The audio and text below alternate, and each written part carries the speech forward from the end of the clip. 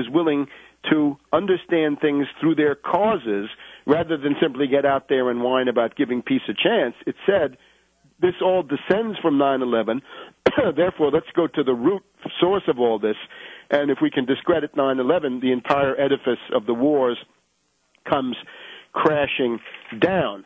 Now, having said all this, what's the role of these Tea Party people?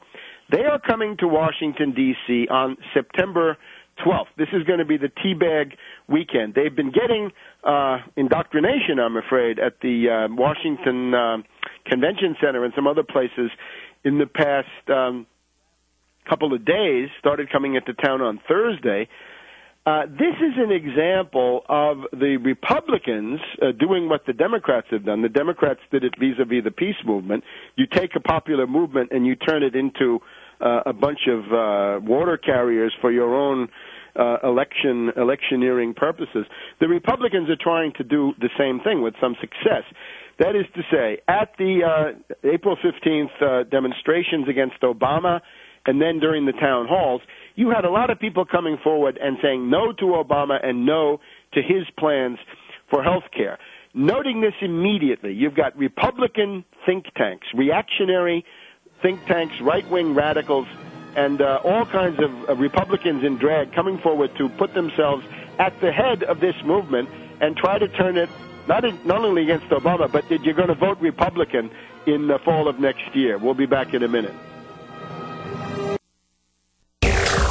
You're listening to GCN, the Genesis Communication Radio Network. Welcome back to World Crisis Radio. So let's talk to the people coming to Washington for the Tea Party demonstration. First of all, I sympathize with many of the goals of this, and certainly by coming out on April 15th and by going to those town halls, people have done an important public service. Anybody who is opposing Obama's genocidal plans for euthanasia and for the destruction of Medicare is doing a public service. And given the bankruptcy of both political parties, and I stress of both, of the elected officials of both political parties, it is indispensable for such people to come forward. Therefore, I'm not going to join in the attempted demonization of such people. Far from it. I warmly welcome what they're doing. Here's the word of warning, though. You look at somebody like Dick Armey. This is now the Svengali, right, the demiurge who's running the entire organizational side of this March on Washington, right, which has now become a taxpayer March on Washington. You're not anymore somebody who might need health care. You're not somebody who might be getting foreclosed on. You're not anybody who's unemployed.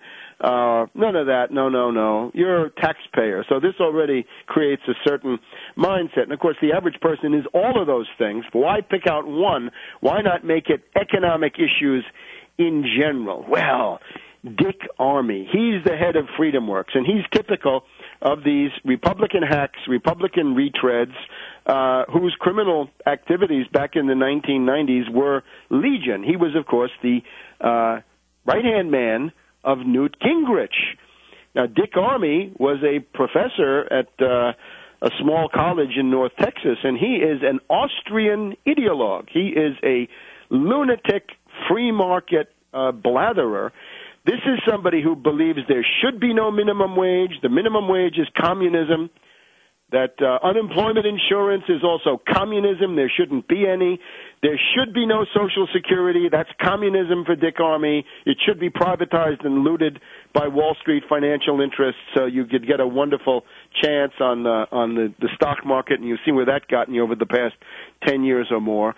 There should be no Medicare, according to Dick Armey. Dick Armey wants to get himself out of Medicare, and he wants to get you out of it, too, because he wants to get all that money into the hands of private insurers. Therefore, to accept the leadership of somebody like Dick Armey poses tremendous problems. And I'll point to one thing in particular. Obama gave his demagogic health care speech this week, and basically nothing new came out of it. He is now confirmed in public as a supporter of the Mitt Romney Massachusetts plan, which is that you will be forced, there will be a mandate on individuals to buy health insurance, and you will have to buy it from a for-profit, deregulated private insurance company with executives who get huge bonuses. They spend huge amounts of money on lobbying, advertising. Their administrative costs are sky high, and you will be forced to pay them. And, of course, their derivatives losses are also sky high, so high that they have, in effect, bankrupted many of these companies, and they're holding themselves together with various loans from the TARP and the Fed to try to bridge the time until they can start getting your money under the individual mandate. That's basically what Obama wants. He gave up Medicare for all, never said it, gave up single payer. He's now given up this government option, government plan, whatever that was. So we're on the track for the Massachusetts plan. The most sinister aspect of Obama, where the death boards and the death panels really come in, is the $500 billion to $600 billion in cuts to Medicare. A lot of the people who came out, especially in the August town halls, to attempt to protest against the activities of Democratic members of the House and Senate in particular, a lot of the people who came out were there because they want to keep their Medicare. They believe in New Deal and Great Society institutions. They're saying, in effect, get your Wall Street hands off my Medicare. That's my economic right, recognized under the New Deal and the Great Society, and I don't want you to loot it. I don't want you to privatize it. Now, of course, because of the media coverage, which gave preferential treatment to the right-wing loudmouth ideologues, the Austrians and Chicago boys that were seeded into the crowds by various think tanks, the Heartland Institute, the forces of Richard Mellon Scaife, and indeed this Freedom Works of Dick Armey. A lot of people are not aware that the large numbers that came out for these summer town halls were there to defend Medicare. Now, what do Newt Gingrich and Dick Armey think about Medicare? Dick Armey thinks that there should be no Medicare whatsoever. You should have no economic right. You have no right to health insurance. You should have a right to take your chances in the free market, and if you die, well, you can console yourself that you died for the free market. That's Dick Armey. Remember also, Gingrich, in a very interesting tape, which is beyond question, said, as far as Medicare is concerned, we will let it wither on the vine. Now, with that kind of leadership, you can see what kind of rotten compromise is coming. It is what we've talked about in previous broadcasts. The Republicans will be ready to compromise with Obama with targeted cuts in Medicare. We've got all kinds of Republicans, including Karl Rove, who have now discovered their love for Medicare, which is purely tactical. They want to destroy Medicare. Bush tried to destroy Social Security. Every Republican reactionary, without exception, is in favor of that. That's the program of the party. You can't get into it without that. So now the attempt, and this is what was done by the Democrats to the peace movement and so forth, is now that these Republican demagogues are attempting to place themselves in the leadership of the Tea Party movement with this National Tea Party control group. And you've heard from Phil Berg that they don't want to have any authentic spokespersons for the anti-Obama resistance. They want it to all be Republican hacks, Republican retreads.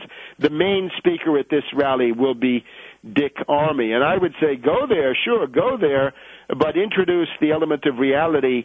Protect Medicare from Obama's cuts.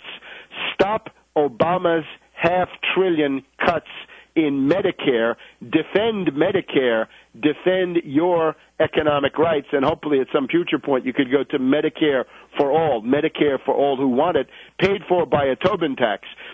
We've even got Newt Gingrich has now discovered that scientific research is the way to realize savings. He says that he and his study group have found that the U.S.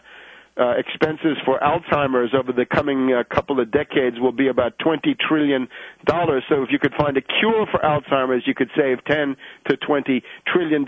That's wonderful, Newt, but you're never going to do that because you're going to insist on pumping the money into various predatory Wall Street interests who take it all and leave us with nothing. So this is the main problem of the of the Tea Party demonstration occurring tomorrow. I think it's fine to demonstrate. I'm all for it. And remember, it will take a mass mobilization to introduce gridlock. The only thing we can hope for in this terrible situation where we've got reactionary Republicans confronting the Obama fascist corporate state. You can choose between the most extreme reaction and a somewhat mild form of the Mussolini approach, right? Corporate state.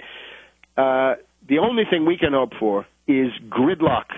That is to say, the paralysis of all of this. People have said, if Obama's bill gets through the Senate, meaning if Obama presents a bill with no public option, he can get it through the Senate, but if it doesn't have a public option, he can't get it through the House.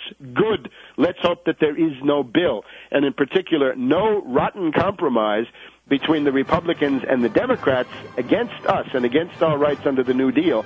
No looting of Medicare. No $500 to $600 billion of cuts in Medicare. Stop them in their tracks.